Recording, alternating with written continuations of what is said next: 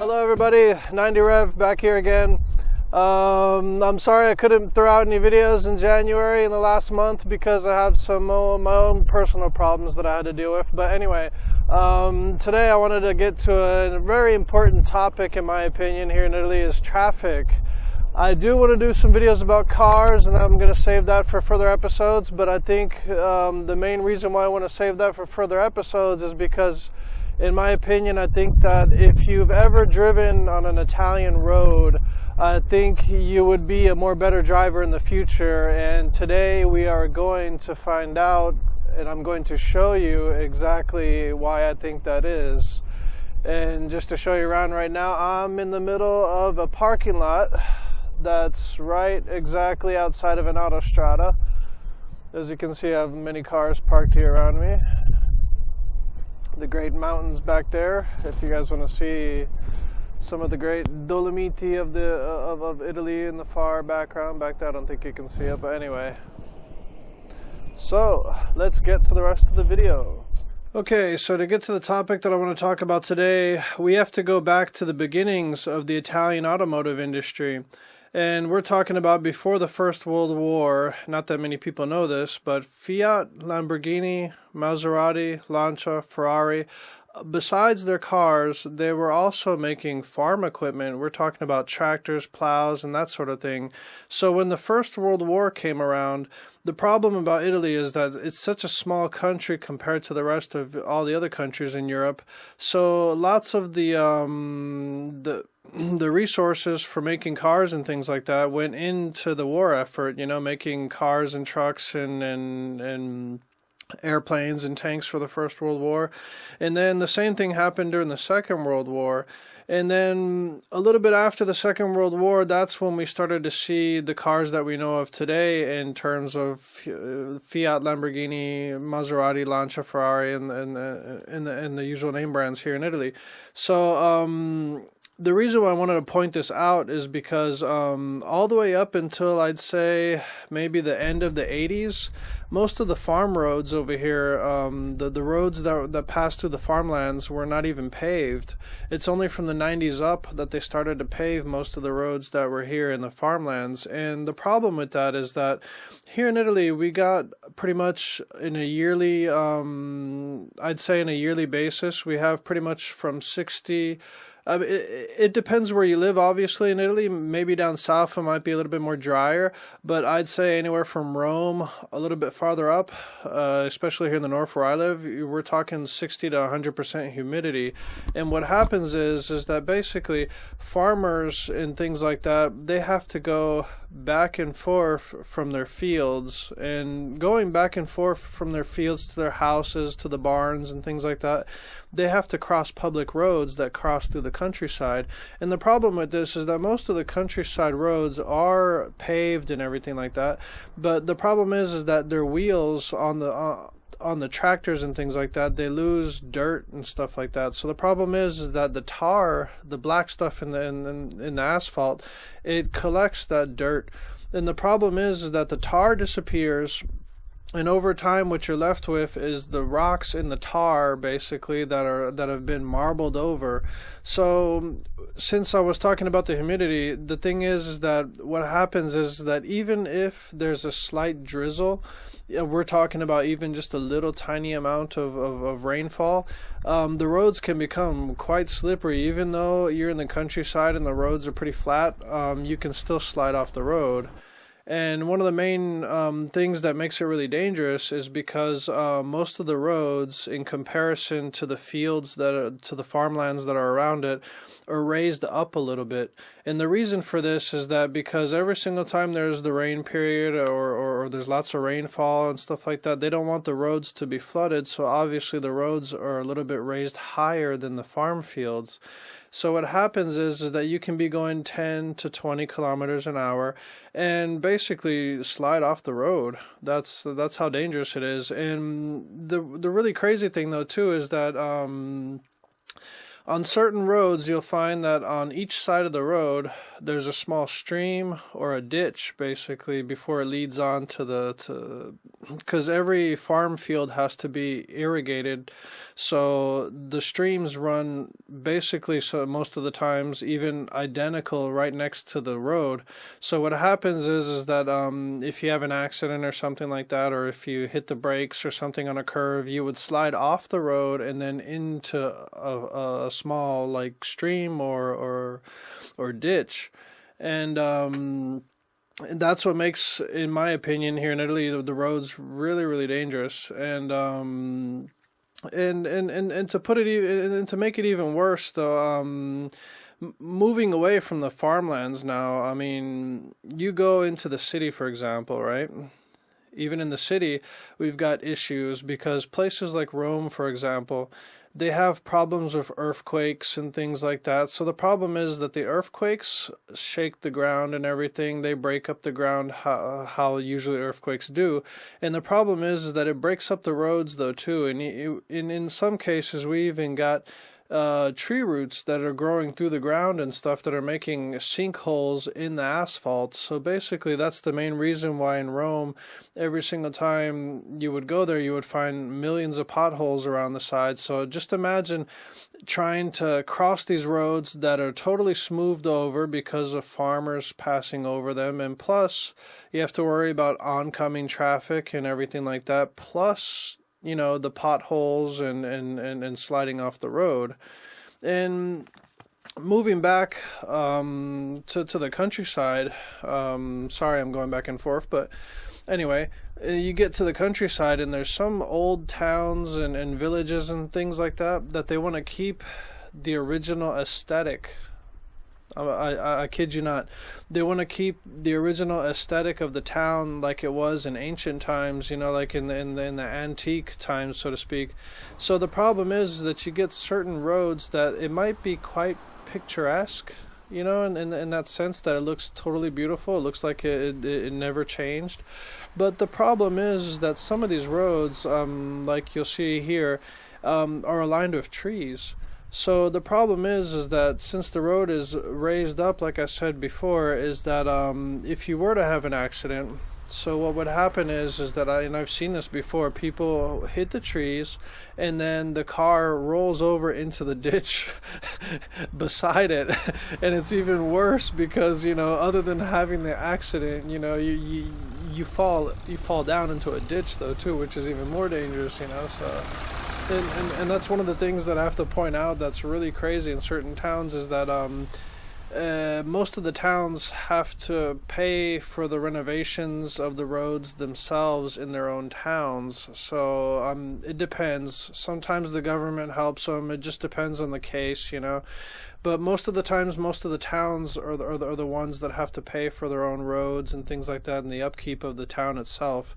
So basically, what you get is these old towns that have roads that have never changed ever since the old times, and that's one of the things that I think that here in Italy is really dangerous. And as you can see here, accidents do happen though. It's a yearly thing, and get this though, even when it snows, it's even worse. Like when it snows, cars hardly even get past 20 kilometers an hour because that's how slippery the roads are. And that's why, in my opinion, if you ever driven here in Italy, you would understand why it's more dangerous. And other than that, though, going back to the city, though, this is another thing that really messes people up when they get here in Italy, is that not all the roads in the center of the cities are paved. Most of them have something called pave. And pave is basically square cubes of stone, put one next to each other, and then filled in with either cement or tar for that reason.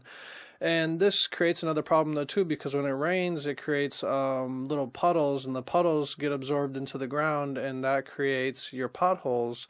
And that's what is the problem in the city sometimes, is that these potholes can really, really damage car suspension, your wheels. I heard of people that actually cracked rims going across potholes here in Italy.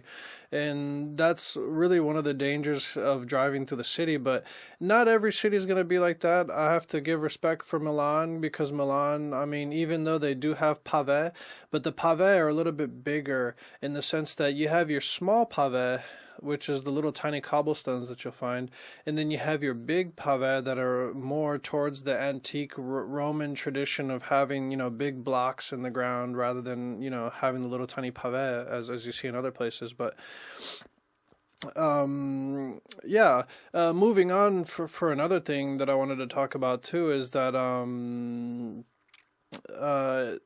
autostrada. Yeah.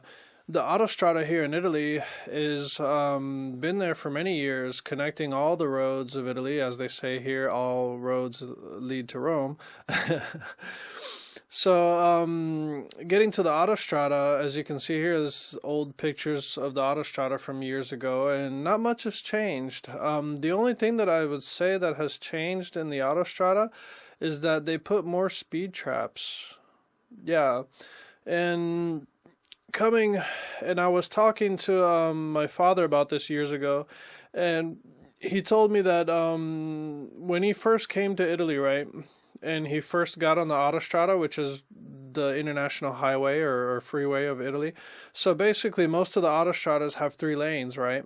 So my father told me that a long time ago, and we're talking pre-90s, we're talking about before the 90s, and anywhere from the 60s all the way up to the 80s, that period. So the thing is that what would happen is that he told me that on the right lane you have your slow, your slow cars that have to either get out or they're just traveling at a slow pace. So you have your middle lane that has people going the speed limit. So at the time, since there wasn't that many, let's just not say that there was none of them, but there weren't that many speed traps.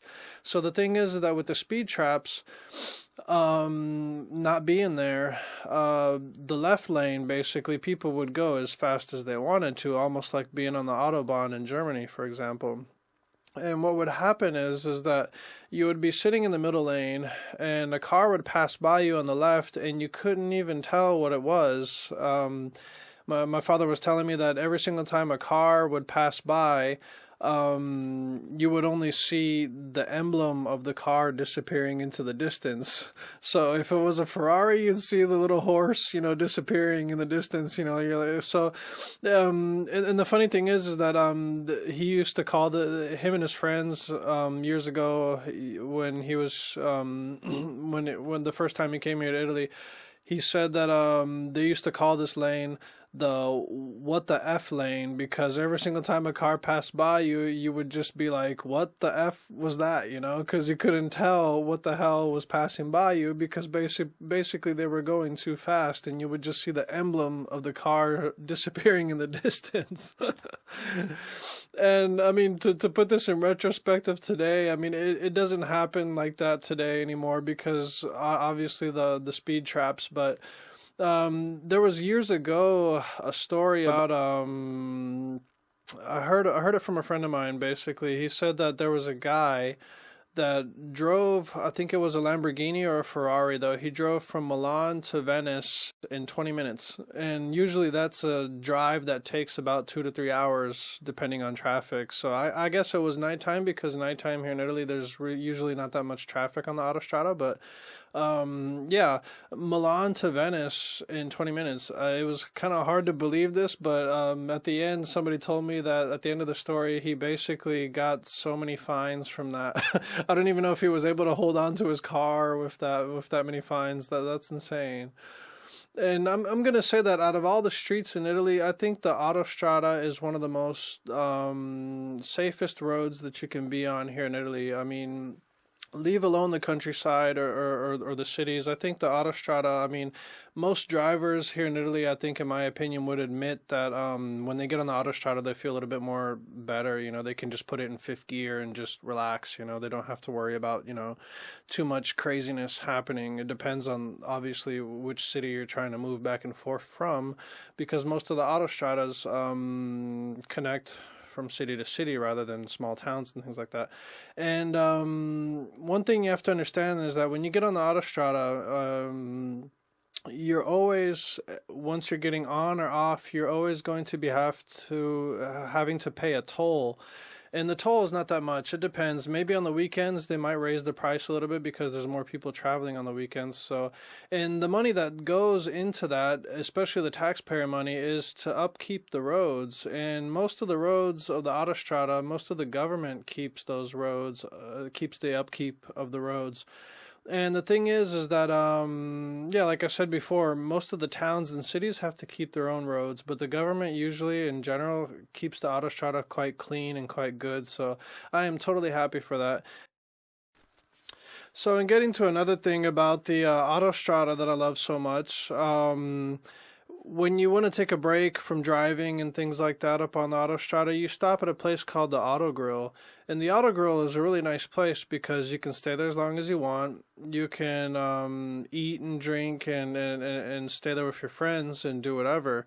And basically, it's a good place. So when you want to meet up with your friends before you go to a club on Saturday night or Friday night, it's one of the best places. And the cool thing is that the auto grills, most of the times, they cross over the autostrada. So when you're eating, you can look down outside of the window and see cars passing underneath you, which I find is really amazing to watch sometimes. And the prices are a little bit high, but as I said before, the prices of the money that goes into the autostrada, other than paying, the people that work at the auto grill, it also goes into the upkeep of the roads. And like I said before, the autostrada, in my opinion, is one of the most safest roads that you can be on in Italy. Well, I'm going to say that there's only a few times or a few cases in the autostrada history that really bad accidents has happened. For example, in 2018, which was last year, basically during the summertime, this was totally unexpected. Nobody knew this. Nobody understood whether the driver was drunk or on drugs or just tired. Nobody understood it because it happened so fast. So basically, what happened is that a truck driver driving a big truck with gas or some kind of flammable liquid basically rammed into another truck that had basically almost the same thing on board. So what happened is that both trucks caught on fire in the middle of the autostrada, and this, I think it was between Bologna and some other city, I think Padova, Bologna, something like that. So the thing that happened is that everybody cleared out, out of the way because they were afraid, if this was going to get more crazier, and in fact it did. So what happened is that both trucks blew up. And in the first time I saw it on TV, I thought it was something out of a movie or something. I thought it was some terrorist attack or something, but that wasn't the case, which they found out later that wasn't the case. So, but still, it was quite crazy to see such a big hole from two trucks blowing up like that on the autostrada. I'm serious. It looked like a movie. Like, that's the way it looked like. It's all over. You can look at this video off of YouTube. You can find it anywhere, but it is crazy. That's one of the most craziest things that I've ever seen out of all the years I've been here in Italy happen on the autostrada. I mean, that was literally crazy.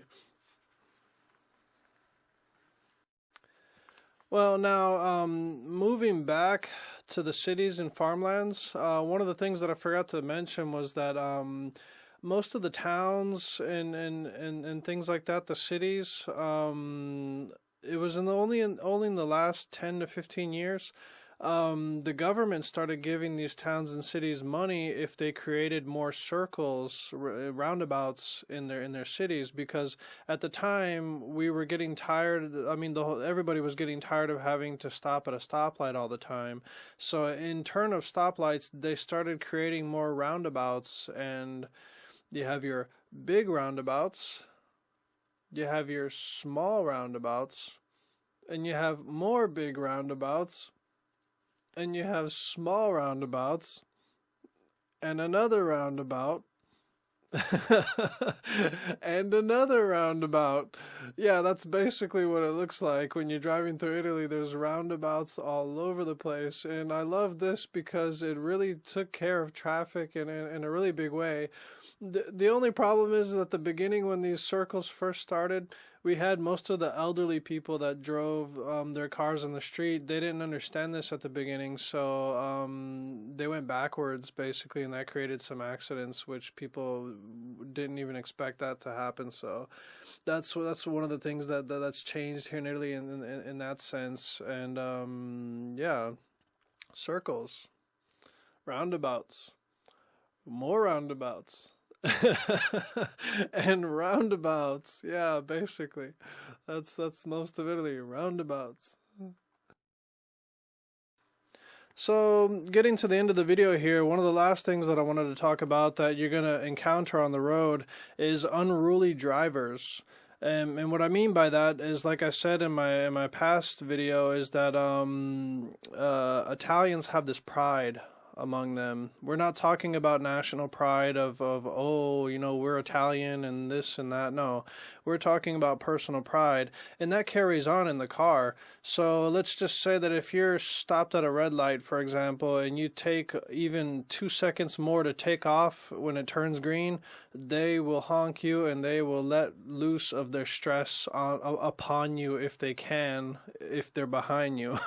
And that's one of the things that really get on your nerves when you drive here in Italy for the first time is drivers are impatient. So the thing is that even on the autostrada, for example, you'll find that you're in the middle lane and you find a car in front of you. Doesn't matter what car it is. It can be a BMW, Ferrari, Audi, a Fiat, whatever it is, you know. So you pass by the car, right? So the next thing you know, you pass by the car on the left lane, you know, the fast lane. So then you merge in back to the middle lane, and what happens is that you find the guy noticing that you passed him. What he'll do, what the driver will do is try to pass you. Yeah, he'll literally get on the left side, on the left lane, and try to pass you. And then while he's passing you, you know, he gives you this face most of the time, like, "Ooh, you know, I'm faster than you." And by the time you know it, you both are trying to out fast each other by the time you get to where you have to go. And I find it really funny because, I mean, the Italian pride in that sense, you know, even if they have a crappy car, you know, they still try to pass you, and it's funny to me because I see it every day. It's something that I just wanted to point out as the last part of this video, because I mean, if you ever drive here in Italy, you'll see it and you'll laugh too, trust me. So I'm just gonna end that here. So I wanted to talk about licensing and how, I mean, you have to be 18 to get a license here in Italy, as opposed to other countries like America where you have to be where you can be 16 to get a license. But I wanted to save that for another video because I also wanted to talk about the laws and things like that have to go with all that. So I'm going to save that for another video, and I'm just going to end this video here.